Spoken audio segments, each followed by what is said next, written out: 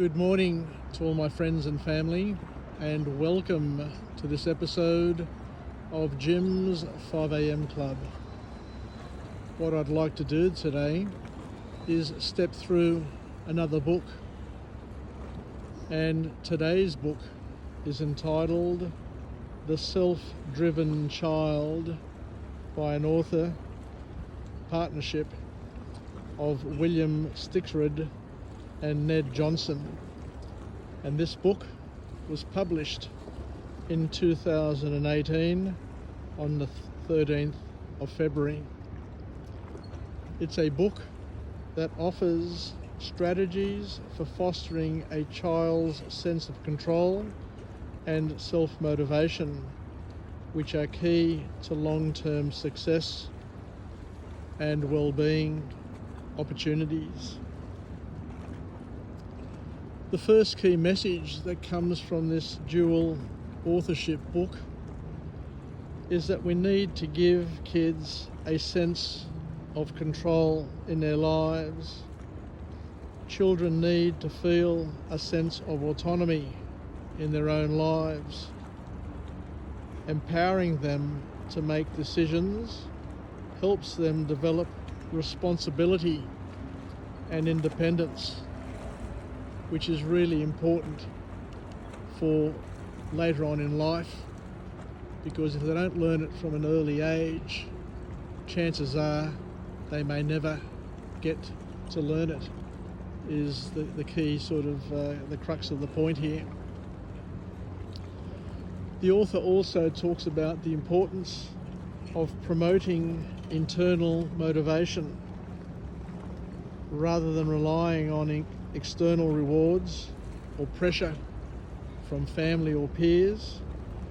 We need to encourage children to find their own motivation, because it's this internal motivation that lasts a lifetime, and this builds a lasting drive and a love of learning, because that's what we want to build in our children, this lifelong learning desire, so that they can enjoy a journey of growth, development and fulfillment that comes from spending a lifetime attaching the unknown to the known, because that's what learning is all about.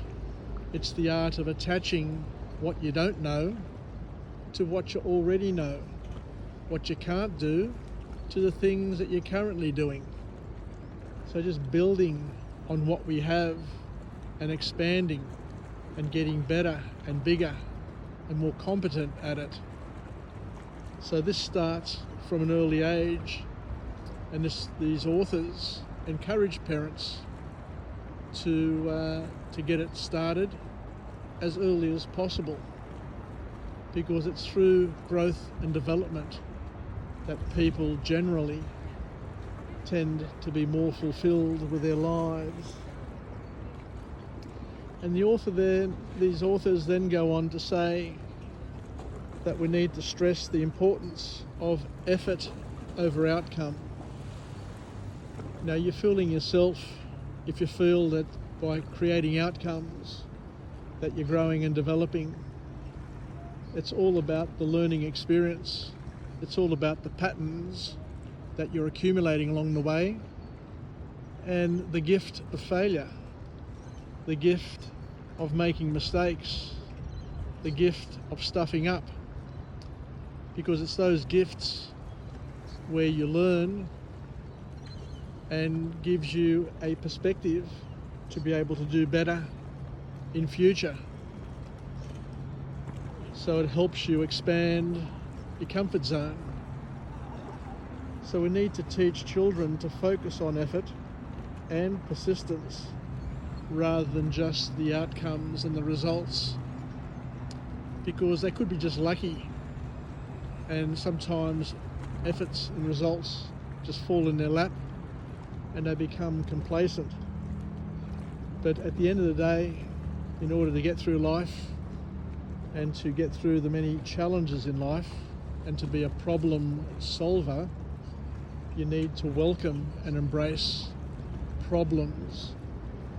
And the more problems you solve, the more you're going to learn, and the more successful, potentially, you may be. Because it's through effort and through problem solving that we build resilience and growth. And the authors here talk about the fact that we need to encourage a resilient and a growth mindset in children from early on, because it makes them more adaptable, more adoptable, and more capable of dealing with challenges, and it makes them welcome challenges as well. At the end of the day, in order to grow and develop and to make the most of our lives, we need to embrace the challenges of life and to lean just outside our comfort zones. The authors then go on to talk about the importance of teaching problem-solving skills, because there is a process to solving problems, and we need to stick to that process. We need to believe in that process in order to get better at it. We need to equip children with the tools to solve problems on their own, because it's through this solving of problems that we get the breakthroughs that we need to help us be more motivated and to love the opportunity to be challenged. Because when they face difficulties, guide them in thinking critically and finding solutions and finding options, rather than solving the problems for them. Because by solving the problems for them, what you're actually doing is you're robbing them of an opportunity to grow, to develop, and to build their own self-reliance. The authors then go on to talk about the importance of limiting overscheduling. Too many structured activities can overwhelm children and reduce their ability to relax and explore their own interests. We need to leave room for unstructured time and self-directed play. The authors also talk about and emphasize the value of rest and downtime, because adequate sleep and rest are essential for a children's cognitive and emotional development. We need to encourage, where possible, breaks and ensure they get enough rest to recharge. We need to let kids experience failure. Allowing children to fail and to learn from their mistakes is crucial for building resilience. Shielding them from failure deprives them of the opportunity to develop coping skills. We need to be a consultant, not a manager. Shift from controlling your child's decisions to providing guidance as a consultant. Offer advice by all means, but ultimately let them take responsibility for their own choices. Encourage self-advocacy. Teach children to speak up for themselves and to advocate for their own unique particular needs. This builds confidence and prepares them for future challenges in education and in life. And the last key point that comes from this book is we need to model stress management skills. Children learn how to manage stress by watching adults. By modeling healthy stress management techniques, you're actually helping them develop the ability to handle their own stress effectively.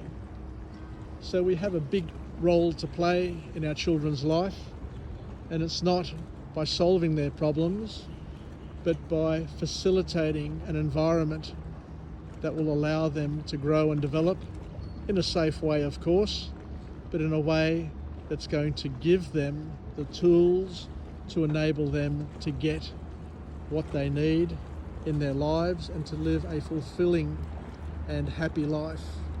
Take care, everybody. Thank you for joining me on this episode of Jim's 5am Club, and we'll chat again shortly. Bye for now.